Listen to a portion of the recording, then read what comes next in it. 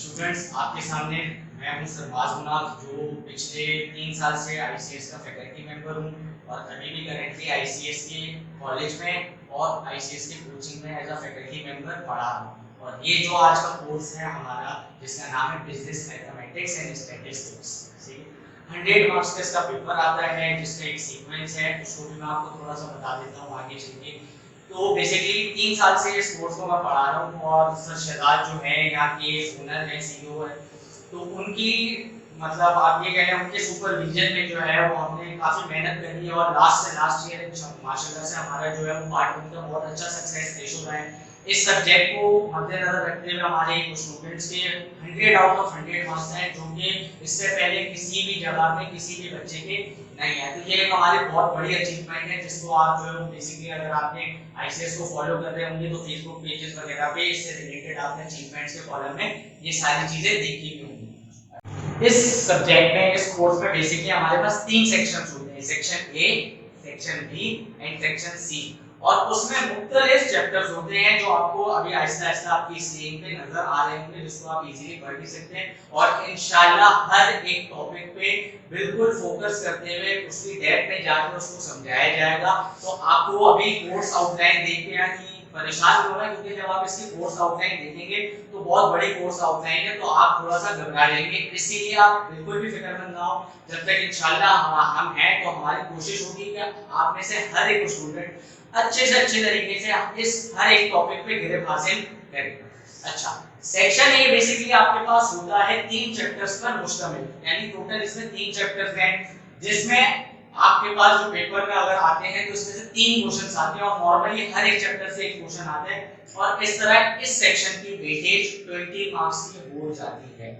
अच्छा, section A में पहला चैप्टर आपके पास है कोऑर्डिनेट ज्योमेट्री, जिसमें फर्स्ट ईयर कॉमर्स वाले जो है इसको आराम से पढ़ चुके होते हैं। फर्स्ट ईयर में बहुत डेप्थ में straight line method, coordinating equation और slope formula, slope intercept form, ये सारी चीजें। सेक्शन ए में आपके पास दूसरा चैप्टर होता है मैट्रिसेस का, उसको भी फर्स्ट ईयर में बिजनेस मैथ्स में स्टूडेंट्स कॉमर्स वाले पढ़ चुके होते हैं। नॉर्मली साइंस वाले भी इस चैप्टर को पढ़ते हैं, मैट्रिसेस, एडिशन, सब्ट्रैक्शन, मल्टीप्लिकेशन, फिर इनवर्स रूल और डिटरमिनेंट है, ए इनवर्स है। इसी तरह फिर थर्ड नंबर का हमारे पास है डेरिवेटिव, ठीक। फिर उसके बाद सेक्शन बी, सेक्शन बी में हमारे पास जो आपकी स्क्रीन पर आ रहा होगा बहुत सारे चैप्टर्स भी हैं और बहुत सारे टॉपिक्स भी हैं, जिसमें से एक या दो चैप्टर फिलहाल करंट पोजीशन, करंट सिचुएशन में आपके आउट ऑफ सिलेबस है, जैसे कि टाइम सीरीज वगैरह।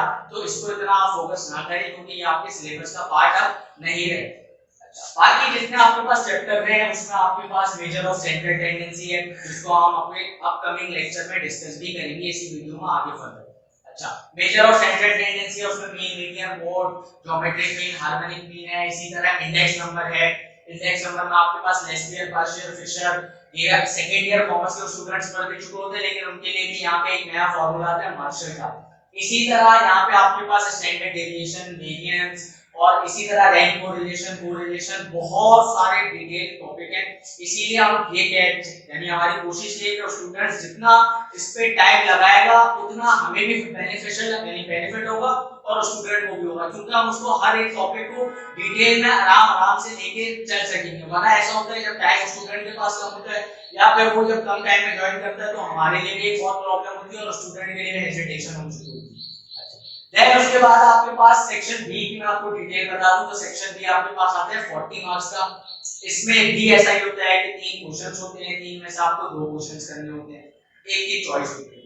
इसके बाद आप कंटिन्यू देखें तो यहाँ पे सेक्शन सी की आपको डिटेल नजर आ रही होगी। सेक्शन सी में कुछ 5-6 चैप्टर्स हैं, लेकिन सबसे आप ये कहते हैं कि खतरनाक सेक्शन, सबसे मुश्किल चैप्टर, सबसे मुश्किल टॉपिक और ऐसे टॉपिक जो ना साइंस वाले स्टूडेंट ने पहले कभी पढ़े होते हैं ना कॉमर्स वाले। मिसाल के तौर पे सैंपलिंग है, इसी के बाद हाइपोथेसिस टेस्टिंग है। इसी तरीके से आप देखेंगे कि इसमें आपके पास प्रोबेबिलिटी है, प्रोबेबिलिटी डिस्ट्रीब्यूशन है, सेकंड ईयर कॉमर्स वाले या साइंस वाले स्टूडेंट प्रोबेबिलिटी कॉम्बिनेशन परम्यूटेशन को थोड़ा बहुत पढ़ते हैं, लेकिन इतनी डिटेल नहीं पढ़ते जितनी यहाँ पढ़ेंगे, क्योंकि यहाँ पे आपके पास प्रोबेबिलिटी भी होगा, प्रोबेबिलिटी डिस्ट्रीब्यूशंस और मजीद और बहुत सारे टॉपिक्स होंगे। अच्छा, फिर इस यहाँ पे एक इंपॉर्टेंट बात, सेक्शन सी भी आपके पास होता 40 मार्क्स का ही है। इसमें आपके पास 4 सवाल होते हैं, जिसमें से आपको 2 सवाल करने होते हैं, यानी ज्यादा चॉइस आपको दी नहीं होती है, यानी 50% आपकी चॉइस है। लेकिन मकसद क्या है इस चॉइस का कि ये होता है इतना मुश्किल है कि 4 में से 2 सवाल भी बच्चा बड़ी मुश्किल से कर पाता है। अच्छा, फिर यहाँ पे आपको एक और डिटेल कि ये वो कोर्स है जिसमें आपके पास नॉर्मली आपको 6 क्वेश्चंस करने होते हैं, लेकिन हर एक क्वेश्चन में मिनिमम से मिनिमम ए और बी पार्ट मौजूद होता है। इस तरह ये आपके पास जो है वो 12 सवाल में कन्वर्ट हो जाता है। तो इसीलिए बड़ा प्रॉब्लम होता है सेक्शन सी को कवर करते हुए, और सेक्शन सी में हमें टाइम भी ज्यादा देना होता है। तो सेक्शन सी पे भी हम बहुत ज्यादा टाइम आखिरी का वक्त लगाते हैं और बहुत देर तक, और इसीलिए हम at the end crash groups या क्रैश क्लासेस या फिर हम जो है वो एक्स्ट्रा क्लासेस लगा के भी इस पे मेहनत करते हैं, क्योंकि यहाँ पे हमें सेशंस लंबे लंबे चाहिए होते हैं और बच्चे का कंसंट्रेशन चाहिए होता है। तो इसीलिए आप लोग ये सारी चीजों को देख लीजिएगा, इनकी आपको आराम से डिटेल वाइज हम जो है एक चीज को लेके चलेंगे और इंशाल्लाह आपको बहुत अच्छे से समझ आएगा। Thank you sir. आज जो है वो हम business maths and statistics BCom part 1 का एक बहुत इंपॉर्टेंट और एक बहुत लेंथी कोर्स है, जिसको स्टार्ट कर रहे हैं और डिस्कस कर रहे हैं। और आज जो है हमने इसको सेक्शन बी के टॉपिक से स्टार्ट कर रहे हैं। सेक्शन बी में एक चैप्टर है, या बहुत सारी जगहों पे इसको एज अ टॉपिक भी लिखा जाता है, क्योंकि डिफरेंट बुक्स जो है वो डिफरेंट राइटर्स को फॉलो करते हुए अलग अलग अपनी आउटलाइंस को फॉलो कर रहे हैं। तो measure of central tendency basically इसको कहते हैं। इसमें होता यह है मेजर ऑफ सेंट्रल टेंडेंसी कि कोई भी आपके पास जो डेटा है या जो भी आपके पास डेटा अवेलेबल है, प्रेजेंट है, या टाइप्स ऑफ एवरेजेस आप कह लें, तो उसमें जो है वो एवरेज कैसे निकाली जाए बेसिकली उसके tools measure of central tendency आपको बताते हैं।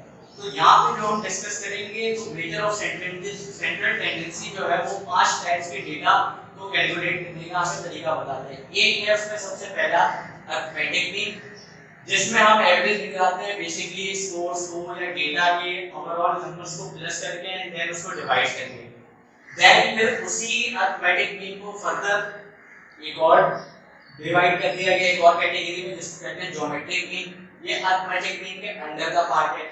इसी की तरह फिर एक और मीन की कैटेगरी है जिसको हम कहते हैं हार्मोनिक मीन। इसके बाद फिर हमारे पास आता है मीडियन और फिर आता है मोड। ये जो 3 तरह के डेटा है जिसको मैं अंडरलाइन कर रहा हूं आपके सामने, ये बेसिकली अगर जो इंटर कॉमर्स सेकंड ईयर से पार्ट, यानी सेकंड ईयर जिन्होंने कॉमर्स से पढ़ा होता है, तो उन्होंने बेसिकली स्टैट्स में ये 3 तरह के डेटा कवर करे होते हैं और बहुत अच्छे से उन्होंने उनकी प्रिपरेशन करी होती है, क्योंकि ये सेकंड ईयर के राउंड्स में सेक्शन सी में सवाल मौजूद होता है। फिर इन 5 के बाद ये जो डेटा है, मतलब हम इन 5 को कैसे कैलकुलेट करें, किस डेटा पे कैलकुलेट करें, तो बेसिकली इस डेटा में हमारे पास जो है वो 2 टाइप्स हैं। एक कहते हैं हम अनग्रुप डेटा और एक होता है ग्रुप डेटा। अनग्रुप डेटा और ग्रुप डेटा एक बहुत लेंथी सा टॉपिक है, लेकिन उसको अभी हम शॉर्ट रखते हैं क्योंकि फिर हमारे पास टाइम की भी शॉर्टेज है। तो अभी हमारा जो डायरेक्ट टॉपिक पर हम जिस पे आएंगे वो है group data. Basically group data क्यों स्टार्ट करा है, क्या इसका लॉजिक है, तो सेक्शन बी में जो सबसे पहला सवाल आता है उसमें आपको ग्रुप डेटा का ही वो सवाल दिया हुआ होता है, और उसमें आपको मीन और मोड, ये 2 चीजें जो मैंने अंडरलाइन करी, मीन एंड मोड आपसे जो है वो क्वेश्चन में पूछा जा रहा होता है, लेकिन जरूरी नहीं है, ऐसा भी पॉसिबल है कि मीडियन भी आ सकता है। तो इसीलिए हम जो है वो तीनों चीजों को आज कवर करने की कोशिश करेंगे अपने इस लेक्चर में। अच्छा स्टूडेंट्स, फिर उसके बाद आपके पास ये सवाल है find mean, median and mode of the following distribution. फिर ये चीज भी आपको क्वेश्चन में सवाल में गिवन होगी है, ये चीज भी गिवन होगी। बेसिकली ग्रुप डेटा उस डेटा को कहते हैं जिसमें आपके पास जो है वो एक नंबर से लेकर दूसरे नंबर तक का एक एवरेज या एक आप कह लें पॉइंट गिवन हो, जैसे मैंने कहा 1 से लेकर 10 तक। तो पहले मैं आपको सवाल को समझा देता हूं, marks obtain number of students. अच्छा, ग्रुप डेटा को हम ऐसे अरेंज करते हैं कि हमारी क्लास में मिसाल के तौर पे 100 बच्चे हैं। अब हम कहें कि 1 से लेकर 10 मार्क्स वाले कितने बच्चे हैं, कैसे पता चलेगा, तो इसको हम अरेंज करते हैं जैसे ये बता रहे हैं कि मार्क्स ऑब्टेन 1 to 10 मार्क्स वाले बच्चे हमारे पास कितने हैं 8, 11 to 20 मार्क्स वाले बच्चे हमारे पास कितने हैं 10, इसी तरह 21 to 30 मार्क्स वाले कितने 12 और इसी तरह ये फर्दर कंटिन्यू हो जाए। तो मार्क्स ऑब्टेन एक चीज होती है जो आपको किसी न किसी लिमिट तक गिवन होगी, यानी 1 से लेके 10। इसी तरह आप फॉर एग्जांपल अपना भी कोई डेटा रिकॉर्ड कर सकते हैं, 2 से 4 हो गया, 5 से 7 हो गया। बस ग्रुप डेटा का मतलब ये कि आपके पास कोई लिमिट, लोअर लिमिट भी होगी और अपर लिमिट भी होगी, और उसके साथ दूसरी चीज आपको number of worker, number of students, कोई भी चीज उसके मध्य मुकाबिल नंबर्स पे गिवन होगी जो सिंगल फिगर पे होगा। अच्छा, ये सवाल के बाद हम आते हैं सॉल्यूशन की तरफ। ठीक है, ये बोर्ड पे लिखा हुआ है लेकिन फिर भी मैं आपको रीड करके एक चीज बताऊंगा ताकि अगर कोई चीज आपको समझ ना आए इन केस तो आप मेरी रीडिंग को फोकस कर सके। अच्छा, ये जो स्टार्ट के दो कॉलम से, कॉलम 1 एंड कॉलम 2, ये दो कॉलम्स हम एज इट इज जो हमारे क्वेश्चन में होते हैं ये हम सेम इसी तरह इसको यहाँ पे कॉपी कर देते हैं। जैसे कि मार्क्स ऑब्टेन था, मैंने भी यहाँ मार्क्स ऑब्टेन लिखा, नंबर ऑफ स्टूडेंट्स है, नंबर ऑफ स्टूडेंट। अच्छा, इसके आगे आपको एक शॉर्ट फॉर्म नजर आ रहा होगा CI और F। बेसिकली ये जो ग्रुप डेटा में आपके पास मार्क्स की लिमिट हमने जिसको डिस्कस करा उसको हम कहते हैं क्लास इंटरवल। अच्छा, क्लास इंटरवल इसलिए कहते हैं कि ये एक क्लास है, इसी तरह ये दूसरी क्लास है, ये तीसरी क्लास है, चौथी क्लास है, तो कितनी क्लासेस है उसको हम डिफाइन करने के लिए इसको CI यानी शॉर्ट फॉर्म में क्लास इंटरवल कहते हैं। फिर दूसरी चीज जो नंबर ऑफ स्टूडेंट्स है उसको हमने F लिखा है, F का मतलब फ्रीक्वेंसी, के 1 से लेके 10 मार्क्स वाले कितने फ्रीक्वेंट स्टूडेंट्स हैं, तो 8 ऐसे स्टूडेंट्स हैं जिनके 1 से लेके 10 तक मार्क्स हमारे पास आए, 10 ऐसे स्टूडेंट्स हैं जिनके 11 से 20 हमारे पास मार्क्स हैं। अच्छा, फिर उसके बाद column number 3, column number 4, column 5 and column 6, ये चार कॉलम हमने हर क्वेश्चन में बनाने होते हैं, लेकिन इस पे डिपेंड करता है कि हमारा डेटा किस तरह का है। एक होता है हमारे पास बेसिकली डिस्क्रीट डेटा और एक होता है कंटीन्यूअस डेटा। डिस्क्रीट डेटा हमेशा क्लास इंटरवल में होता है, जिसमें जहां पे पहली क्लास का नंबर एंड हो रहा है तो नेक्स्ट क्लास का नंबर एक नंबर के बाद स्टार्ट हो रहा है। यानी डिस्क्रीट डेटा में आप देख लीजिए कि एक नंबर का हमारे पास गैप है, जैसे ये 10 पे एंड हुआ तो ये स्टार्ट हुआ 11 से। और कंटीन्यूअस डेटा बेसिकली हम कहते हैं क्लास बाउंड्रीज को। क्लास बाउंड्रीज में कंटीन्यूअस डेटा ऐसे होता है कि जहां पर फर्स्ट क्लास का नंबर एंड होगा वहां से ही नेक्स्ट क्लास का फर्स्ट नंबर स्टार्ट होगा। मिसाल के तौर पे यहाँ 10.5 पे मैंने फर्स्ट क्लास को एंड करा तो ये सेकंड क्लास में 10.5 से ही स्टार्ट हुआ। अच्छा, फिर आ जाते हैं हम थोड़ा सा बैक जिसमें हम थे, हमने ये दो कॉलम्स जो है अपने सवाल से उतारे। देन हम सबसे पहला ट्रेंड कॉलम बनाते हैं मिड वैल्यूज का। मिड वैल्यूज का कॉलम हम बनाते हैं, इसको एक और नाम भी दे देते हैं लोग, मिड पॉइंट्स भी कहते हैं कुछ टीचर्स या कुछ स्टूडेंट्स। अच्छा, उसका सिंबल है x। अच्छा, मिड वैल्यूज या मिड पॉइंट्स कैसे निकाले जाते हैं या क्या उसका तरीका होता है आप आपको बता सकते हैं। हमें बेसिकली करना ये होता है कि ये जो क्लास इंटरवल है ना, इन दोनों को हम करेंगे प्लस, यानी 1 + 10 डिवाइडेड बाय 2। क्योंकि हम दो नंबर को प्लस कर रहे हैं इसलिए 2 से डिवाइड कर रहे हैं, बेसिकली एवरेज ले रहे हैं। तो 1 + 10 आपके पास हो गया 11, 11 को हमने 2 से डिवाइड करा तो हमारे पास आ गया 5.5। सेम इसी तरह नेक्स्ट क्लास में आ गए 11 और 20, तो 11 + 20 कर दिया हमने अपॉन 2, 11 + 20 हमारे पास हो गया 31, 31 को हमने 2 से डिवाइड करा 15.5। इसी तरह हम नेक्स्ट क्लास में 21 + 30 डिवाइड बाय 2 करेंगे तो ये हमारे पास आ जाएगा 25.5। अच्छा, फिर कुछ टीचर्स इसको सिर्फ इस फॉर्मूला से ही सॉल्व करने की लिमिट बताते हैं, लेकिन हम आपको एक और लिमिट भी बता रहे हैं जो उसका बेसिकली शॉर्ट फॉर्म है। क्योंकि स्टूडेंट से पेपर बहुत लेंथी होता है तो हमें इसमें ना टाइम को बड़ा फोकस करते हुए चलना होता है, कैलकुलेटर और हमें अपने हाथ को बहुत तेज रखना होता है। क्योंकि अगर हम जहां पे भी लैगिंग करेंगे तो हमारा लाजिम है कि पेपर कहीं ना कहीं मिस होगा या कुछ ना कुछ मार्क्स का पेपर हम छोड़ देंगे। इसीलिए जब ये काम आप करेंगे तो हमें बार-बार कैलकुलेटर का इस्तेमाल करना है और हम कैलकुलेटर पे वक्त को जाया कर रहे होंगे, तो इसीलिए हम ये करेंगे कि इसका शॉर्ट फॉर्म निकालेंगे। पहली क्लास में हमने ये काम कर लिया 1 + 10 डिवाइडेड बाय 2, हमारे पास जवाब आ गया 5.5। अच्छा, फिर जब दूसरी क्लास आएगी तो हम क्या करेंगे, हमने देखा कि 11 यानी 1 से लेके 10 या 11 से लेके 20, तो ये जो एक पूरी क्लास है इसमें कितना गैप है, यानी 1 से लेके 10 तक कितनी काउंटिंग में नंबर आ रहे हैं। तो 1 से लेके 10 तक 10 नंबर हमारे पास आ रहे होते हैं, 1 2 3 4 5 6 7 8 9 एंड 10। तो बेसिकली जो 10 का डिफरेंस यानी ये जो हाइट है क्लास इंटरवल है इसमें 10 का डिफरेंस है, तो हम भी यहाँ पे क्या करेंगे 10 का डिफरेंस ले लेंगे। जैसे पहली क्लास में हमने 5.5 लिखा, उसमें आप 10 प्लस करें तो ऑटोमेटिकली 15.5 हो जाएगा, उसमें आप 10 प्लस करें तो ऑटोमेटिकली 25.5, फिर 10 प्लस करें तो 35.5। तो इससे क्या होगा आपकी मिड पॉइंट्स 1 मिनट के अंदर बन जाएगी without use of calculator. Then हम आएंगे नेक्स्ट कॉलम जो हम बनाते हैं fx का। अच्छा fx का कॉलम आप देखिए, इससे पहले हमने सेकंड कॉलम में इसको नाम दिया f का, थर्ड कॉलम हमने बनाया x का। f और x को दोनों को मल्टीप्लाई करेंगे तो fx हमारे पास निकलता रहेगा। तो यहाँ पे हम उठाते हैं कैलकुलेटर और मल्टीप्लाई करते हैं, यानी 8 मल्टीप्लाई होगा 5.5 से तो हमारे पास आ जाएगा 44। इसी तरह 10 मल्टीप्लाई होगा 15.5 से तो हमारे पास आ जाएगा 155। इसी तरह 12 मल्टीप्लाई होगा 25.5 से, इसी तरह 11 मल्टीप्लाई होगा 35.5 से। तो इसी तरह आप मल्टीप्लाई करते रहेंगे हर इंडिविजुअल f को, हर इंडिविजुअल x से, तो हमारे पास जो है वो fx बन जाएगा। अच्छा फिर हमारे पास फिफ्थ कॉलम है क्लास बाउंड्रीज का। क्लास बाउंड्रीज में जो हमारा फिफ्थ कॉलम है ये कैसे बनता है, तो क्लास इंटरवल आप हर क्लास में देखेंगे एक लिमिट, जिसको मैंने पहले भी बताया यहाँ पे एक लोअर लिमिट होगी और एक अपर लिमिट होगी। तो जब भी हमारे पास होल नंबर का डेटा होगा, होल नंबर का मतलब जो है कंप्लीट नंबर जिसमें डेसिमल या फ्रैक्शन काउंट नहीं होते, यानी 0 से लेके जो स्टार्ट होता है 1 2 3 4 कंप्लीट नंबर्स में डेटा होता है, उसको हम कहते हैं बेसिकली होल नंबर। अगर होल नंबर्स में डेटा होगा तो इस पूरे पार्ट को हम कंसीडर करते हैं lower interval 1 11 21 31 41 lower class interval. इसमें से हम करते हैं माइनस 0.5, तो हमारे पास क्लास बाउंड्री का ये वाला डेटा, यानी ये जो मैं लाइन ड्रॉ कर रहा हूं रेड मार्कर से, ये आपके पास बन जाएगी।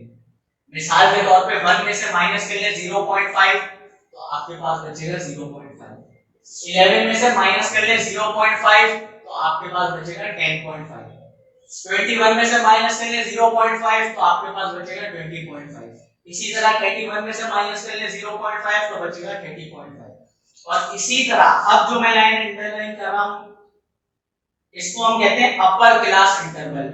सही है, ये लोअर था जो हमने यहाँ पे भी बताया, और जो इस तरफ होता है वो हमारे पास अपर क्लास इंटरवल होता है। इसी तरह जैसे लोअर में से हम माइनस करते हैं तो अपर में हम प्लस कर लेते हैं 0.5, तो आप 10 में प्लस कर ले 0.5 खुद का खुद आ जाएगा 10.5। इसी तरह 20 में प्लस कर ले 0.5 ये आ जाएगा 20.5। और थोड़ा सा आपको इसमें कैलकुलेटर को छूना पड़ेगा, थोड़ी अपनी मैथ्स पे आपको खुद मेहनत करनी पड़ेगी ताकि आपका टाइम बचे, क्योंकि जितना आप अपना टाइम सेव करेंगे उतना आसानी से आप ये पेपर अच्छे तरीके से कर सकेंगे। तो ये आपके पास जो है वो अपर इंटरवल में सब में 0.5 हम प्लस करेंगे 10 में 20 में 30 में 40 में 50 में, तो ये बेसिकली इस तरह इस फॉर्म में आ जाएगा। अच्छा अब इसकी निशानी इसको चेक करने के लिए, जहां फर्स्ट क्लास एंड होगी वहां से ही सेकंड क्लास स्टार्ट होगी, जहां सेकंड क्लास एंड होगी वहां से ही थर्ड क्लास आपके पास ऑटोमेटिकली स्टार्ट हो जाएगी।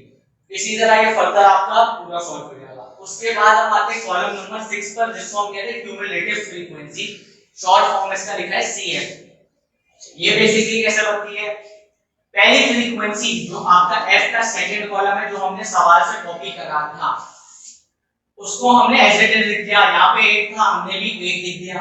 अच्छा 8 के बाद जो सेकंड फ्रीक्वेंसी है 10, ये 8 में हमने प्लस कर दी, यानी 8 प्लस 10 ये हमारे पास बना 18। इसी तरह 18 में हमने प्लस करा 12, ये बना हमारे पास 30। 30 में हमने प्लस करा 11, ये बना 41। 41 में हमने प्लस करा 9, ये बना 50। और जो लास्ट क्लास में इसका नंबर आ रहा होगा फ्रीक्वेंसी का टोटल आपका हमेशा लाजिम है वही होगा। अगर CF लास्ट क्लास में 50 है तो फ्रीक्वेंसी 50 होगी, CF 100 होगा तो फ्रीक्वेंसी का जो टोटल है जो हम सबको प्लस करते तो वो 100 बन जाता। तो यहाँ पे हमने इन सबको प्लस करा, ये 50 बना, इसी तरह ये भी आपके पास 50 ही आएगा। इसके अलावा आपको एक और कॉलम का टोटल करना होता है जो है fx का कॉलम, जिसको आप 44 155 ये जो वैल्यूज हैं इन सबको प्लस कर लेंगे तो ये सबट्रैक्शन के साइन के साथ लिखा जाता है, टोटल है 1305। अच्छा, ये टेबल बनाने के बाद हम इंडिविजुअली आपको यहाँ पे फॉर्मूला देखेंगे, क्योंकि आज हम ग्रुप डेटा में तीन चीजों को डिस्कस कर रहे हैं, मीन, मीडियन और मोड, तो हम इन तीनों के फॉर्मूला आज आपको बता रहे हैं। अच्छा, मीन का क्या फॉर्मूला है, summation fx upon sum of f, इसीलिए हमने यहाँ पे fx का कॉलम बनाया था और इसीलिए हमने यहाँ पे f का कॉलम उतारा था जो सवाल में मौजूद था। मैं ऊपर हाईलाइट भी कर रहा हूँ ताकि आपको आइडिया हो जाए कि ये कॉलम किस लिए है। मैं मीन का सिंबल बना रहा हूँ ताकि आपको पता चल जाए fx का कॉलम आपको मीन के फॉर्मूला के लिए चाहिए होता है और f का कॉलम आपको मीन के फॉर्मूला के लिए चाहिए होता है। अच्छा, फिर हम आए थे मीडियन। मीडियन में बेसिकली हमारे पास दो फॉर्मूला आते हैं। पहले हम submission fx upon 2th value, यानी ये जो 50 है इसको 2 से डिवाइड करके एक वैल्यू निकालते हैं। उस वैल्यू के बाद हम मीडियन क्लास निकालते हैं। मीडियन क्लास, ये जो 5 क्लासेस है ना, 1 2 3 4 5, इन 5 में से कोई एक होगी हमारे पास मीडियन क्लास, जिस पे हम ये फॉर्मूला पूरा पुट करेंगे और उसकी एक वैल्यू निकालेंगे। अच्छा, फिर उसके बाद थर्ड फॉर्मूला हमारे पास मोड का। मोड के लिए हम निकालते हैं मॉडल क्लास। मॉडल क्लास और मीडियन क्लास, ज्यादातर 90% जो ऐसे क्वेश्चंस होते हैं उसमें मीडियन और मॉडल क्लास हमारे पास सेम होती है। लेकिन कभी ऐसा भी होता है, कुछ क्वेश्चंस ऐसे आते हैं जिसको हम कहते हैं ट्रिकी क्वेश्चंस या एग्जामिनर, जिसमें हमारे कॉन्सेप्ट को चेक कर रहा होता है, तो उसमें वो मीडियन क्लास को अलग कर देते हैं और मॉडल क्लास को अलग कर देते हैं। तो इसीलिए हम आपको step by step median class को अलग निकालना बताएंगे और मॉडल क्लास को अलग निकालना बताएंगे, ताकि अगर आपको सवाल में मीन और मोड भी पूछा जाए ना तो आप विदाउट मीडियन मॉडल क्लास निकालना जानते हो, जिसको बहुत सारे टीचर्स कवर नहीं करते। मॉडल क्लास निकालने का तरीका ये होता है, ये जो फ्रीक्वेंसी वाला कॉलम है इसमें जो भी सबसे हाईएस्ट वैल्यू होती है ना, क्योंकि बेसिकली मोड की डेफिनेशन ही है मोस्ट फ्रीक्वेंट वैल्यू या मोस्ट रिपीटेड वैल्यू, तो जिसकी सबसे ज्यादा फ्रीक्वेंट बड़ी वैल्यू है उसको आप मार्क कर लीजिए। यानी बेसिकली ये वाली जो आपकी क्लास है थर्ड नंबर पे जो आपकी क्लास है जिसकी फ्रीक्वेंसी 12 है, ये पूरी आपकी मॉडल क्लास है। उसका मतलब ऐसा कि 21 से लेके 30 मार्क्स वाले बच्चे 12 हैं, यानी सबसे ज्यादा कौन से मार्क्स वाले बच्चे हैं ये, तो जिसकी आपकी फ्रीक्वेंसी सबसे हाईएस्ट होगी वो बेसिकली आपकी मॉडल क्लास होगी। इसके अलावा अब हम आपको नेक्स्ट लेक्चर में इंशाल्लाह ये इसी डेटा पे ये वैल्यूज रखते हुए इसको सॉल्व करने की डिटेल आपको बताएंगे। अच्छा, तो अब हमने ये पूरा टेबल डिस्क्लोज यानी पूरा टेबल आपको समझा दिया, बता दिया, और आप अभी इसको कॉपी करने के लिए फिक्रमंद ना हो। ये फॉर्मूलाज वगैरह जितना भी बोर्ड पे चीजें लिखी हुई हैं इन सब की आपको इंडिविजुअल एक एक क्लियर पिक्चर आपको मिल जाएगी, जिससे आपको आसानी से सारी चीजें समझ आ जाएंगी और उस पिक्चर को रखते हुए आप कॉपी करके मजीद दूसरे सम्स भी सॉल्व कर सकेंगे। अच्छा, तो हमने लास्ट कंक्लूड करा था कि हमारे पास जो है वो तीनों फॉर्मूलाज थे। अब मैं आपको step by step mean, median, mode तीनों को इंडिविजुअली सॉल्व करके दिखाऊंगा। सबसे पहला हमारे पास फॉर्मूला था मीन का, ये मैं बिल्कुल उसी तरह बता रहा हूँ जिस तरह आपको अपने पेपर में भी काम करना है। मैंने वैसे पहले फॉर्मूला जैसे लिखे थे ताकि फॉर्मूला आप एक जगह पे नोट कर सकें। मीन के लिए हमने मीन की हेडिंग डाली, x के ऊपर बार लगाना मत भूलिएगा, क्योंकि मीन, मीडियन, मोड तीनों रिप्रेजेंट x होते हैं, लेकिन इसके ऊपर किसी के ऊपर बार है, किसी के ऊपर कैप है, तो ये इसका आइडेंटिटी मार्क एक तरह का, ये एक इसका सिंबल है।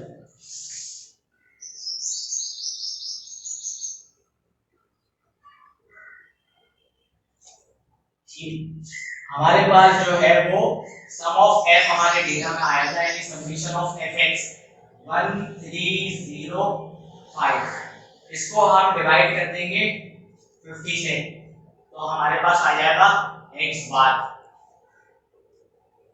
ठीक, आप भी डिवाइड कर लें, मैं आपको जवाब दे। ठीक, आपने कैलकुलेट करा, इसका जवाब आपके पास आ रहा होगा 26.1, ऐसा ही है। ये आपका हो गया मीन। उसके बाद सेकंड हमारे मीडियन के ऊपर, मीडियन में हमारे पास जो है वो x के ऊपर इस तरह का थोड़ा सा कर्व शेप आता है। इसके मैंने आपको कहे थे दो फॉर्मूलाज, तो पहले हम लगा रहे पहला वाला फॉर्मूला जो था summation f upon 2 th value, ठीक। सम ऑफ f यानी समेशन f आपके पास आ रहा था 50 को आपने 2 से डिवाइड करा तो आपके पास जवाब आ रहा होगा 25th वैल्यू।